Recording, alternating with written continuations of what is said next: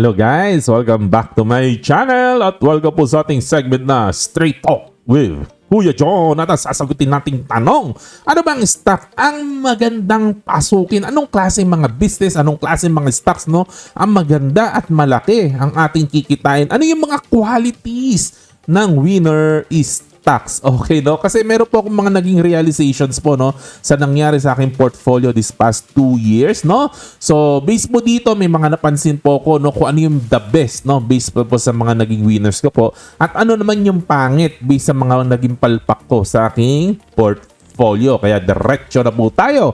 So, para maintindihan po natin, no? Nilimit ko lang po yung scope dito po sa tatlong business po na maganda yung naging resulta ko po, no? Si PPC na sila ay nasa LPG na business, no? LPG yung yung inaano mo sa kalan, no, para para makapagluto ka, no? GSMI na gumagawa po ng gin at si Keeper po, no, nasa I think maraming spirits na business po sila, no? Pero mas sikat po sila dito sa Alfonso. Okay, maliwanag po ba? So based po dito, pinag-aralan ko ano ba yung mga similarities po nila dito, no? Okay. So bago po tayo pumunta sa iba't ibang bagay, no, na gusto pong i-discuss later, i-cover lang po muna natin yung numbers po, no, nitong tatlong stocks po na to. So yung commonalities po sa kanila, no, pagdating po sa numbers, low debt, lahat po sila ay low debt, mababa po ang utang, lalo na po si Keeper sa si GSMI, halos wala po talagang utang ang mga yan. And then increasing po ang kanilang revenue and income at parang parang walang nakakapigil po sa kanila. Wala pong pangyayari sa economy, wala pong pangyayari sa mundo na nakapigil po sa kanila the past few years, no? Talagang dire-diretso lang po sila lumalagaw ang revenue and income po nila. Tapos napansin po natin, maganda naman po ang kanilang ROIC, no? Lalo na po si Keeper at si GSMI, ang taas po talaga ng returns po nila on invested capital, which is ibig po sabihin very efficient po ang mga business po na to, no? Si PPC hindi kasing efficient po nitong dalawang stocks po na to, no, alak. Medyo mas mas mababa po yung ROIC po niya, pero respectable naman po, no? And also, lahat po sila, nung nabili ko po sila, no, is very cheap. Ang PE ratio po nila ay nasa single digit lang po. If I'm not mistaken, it's between 5 and 10 po, no, ang PE ratio po nung tatlong stocks po na to nung nabili ko po, no. Okay, so ngayon, there are many valuation methods po, no, na mapapansin po natin na ginagamit ng maraming investors, no. Maraming valuation method, discounted cash flow, mga ganyan-ganyan po, marami po mga ginagamit. Pero ako po kasi, sinisimplihan ko lang po ang buhay ko po, no. Typically po gumagamit lang po talaga ako ng ng multiples, no, at ang pinaka ginagamit ko po talaga is PE ratio. Just PE ratio. Ganun lang po kasimple ang buhay na ginagamit ni Kuya John, no. Kasi ang akin lang po, no, sa akin lang pong palagay, any growing company, no, na at least 8%, no, ang growth po nila year over year, no, yung kanilang CAGR ng kanilang revenue and income, no, kung pumapalo po ng 8% pataas, lalo na pag pumapalo ito ng 10% pataas, I feel na ang valid, no, or ang fair na PE ratio ng mga ganong stocks is around 16, at least 16, no. Pwedeng umabot ng 18, 20, 22, pwede po, pero at least 16. So pag nakita ko po ng PE ratio ng isang company na nag-grow talaga ng dire-diretso, I feel na kapag nadali ko yung PE ratio na niya ng 10 and below, feeling ko po talaga ay mura po siya. So, yun po, yung isa sa mga trigger ko po, no. Lalo na po sa mga companies katulad na nabanggit ko na walang utang, no. 10, PE ratio of 10 is just very good, no. At growing pa, no. At syempre, superb kung madadali natin ng PE of 5. I think, nabili ko sa PPC, nasa PE of 6 yata, no. So, almost 5. And then, growing pa siya. So, ibig sabihin, papalo ka ng PE of 3, PE of 2 in the future. Parang ganun po, no? So, yun po, yung pagdating po sa valuation method, ganun lang kasimple ang ginagamit ko po, no? Just PE ratio. And, pasok na po tayo sa point ko po talaga. Mas important po after natin makover yung mga numbers, no. Ito po yung nakita ko po dito po sa mga winners ko po, no. Yung pagdating po sa story, pagdating po sa negosyo po nila, no. Ito po yung mga business qualities na nakita ko na meron yung mga winning stocks po na to. Unang-una po, pangmasa. Ibig po sabihin, kailangan ng maraming tao. Masa po talaga. Pangmasa po ang mga tatlong business po na to. So pag ganito pong pangmasa po kasi, unang-una, malaki yung market mo, no. Pangalawa po, madaling maintindihan yung negosyo kasi tayo naman lahat, masa po tayo, naiintindihan natin yung mga ganyan, no? So nakikita po natin, pwede tayong mag-interview ng mga manginginom, no? Punta ka sa kanto dyan, anong titingnan mo? Ano iniinom ng mga nagkukumpulan eh? Yan, doon ko po talaga nakita dyan eh.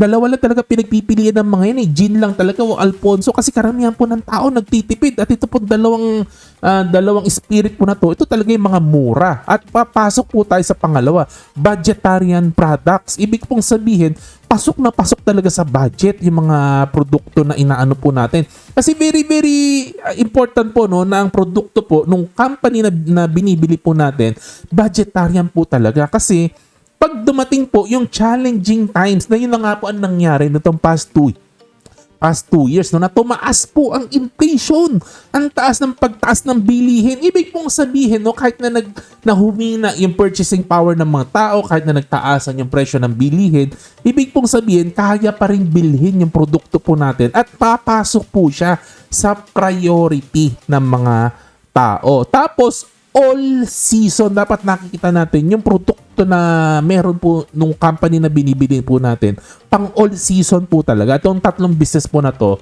ay nakita natin na hindi po naapektuhan ito ng pandemic, no? Yung Price Philippines, yung LPG, no?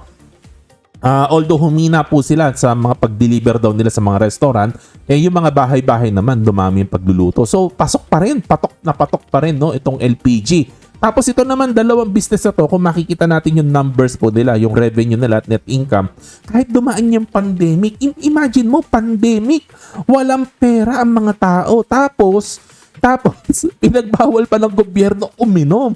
Pero pag tiningnan mo yung revenue po nila, no, revenue net income nila, hindi na tinag eh. Hindi nagbago, talagang lumago pa eh.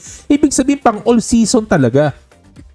Kahit walang pera, kahit na pinagbawal pa, talagang bibilhin pa rin ng mga tao. So yun talaga ang magagandang negosyo. At nakikita po natin na nag-e-expand po yung business no at kumakain ng market share. Yun yung nakikita ko sa business quality po nitong mga winner stocks po na ito. So ibig sabihin pag ito yung mga pinasok po natin no with the given na mga numerical qualities at mga business qualities, no? Ibig sabihin, madali po talagang i-own kasi madali tayo makatulog ng mahimbing sa gabi kasi alam natin, patok na patok yung produkto na hawak nila kahit na may mangyaring surprises no sa ating mundo, sa ating bansa, no? Kahit na mag-away-away sila sa Senado, kahit na anong gawin nila, no?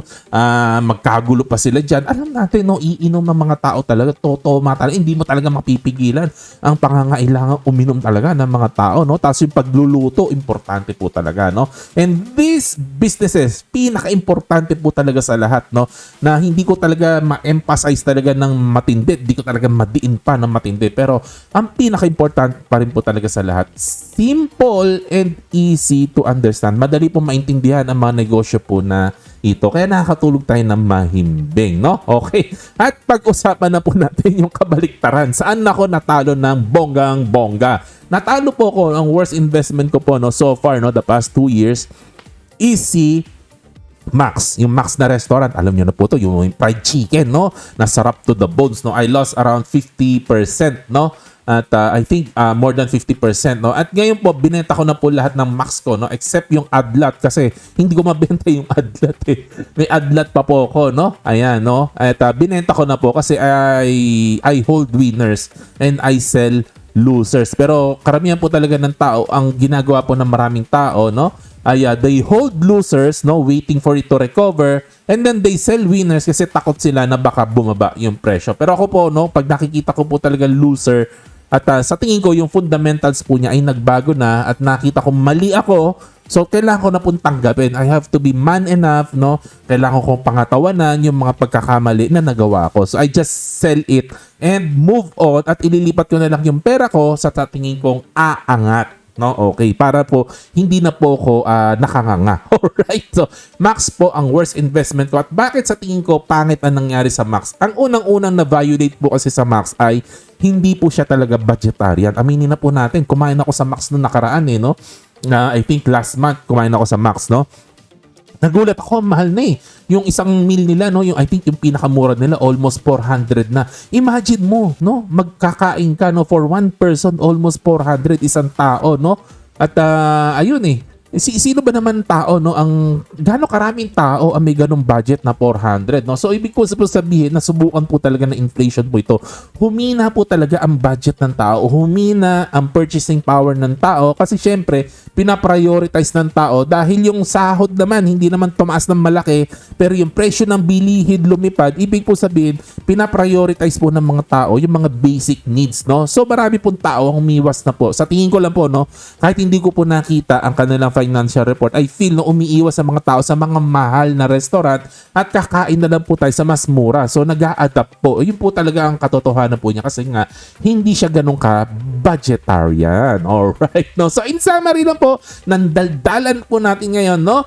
Kailangan po talaga, no, sa mga stocks po natin, check po natin yung numbers. Alam niyo na po yan, yung mga debt, ROIC, ang mga PE ratio, kailangan it makes sense. At kailangan po, no, yung business quality is maganda po. Kailangan po ang stocks na bili-bili po natin ay pangmasa at pang-budgetarian. At sana may natutunan po kayo sa daldalan natin ngayon. Hanggang doon lang ang ating kwentuhan.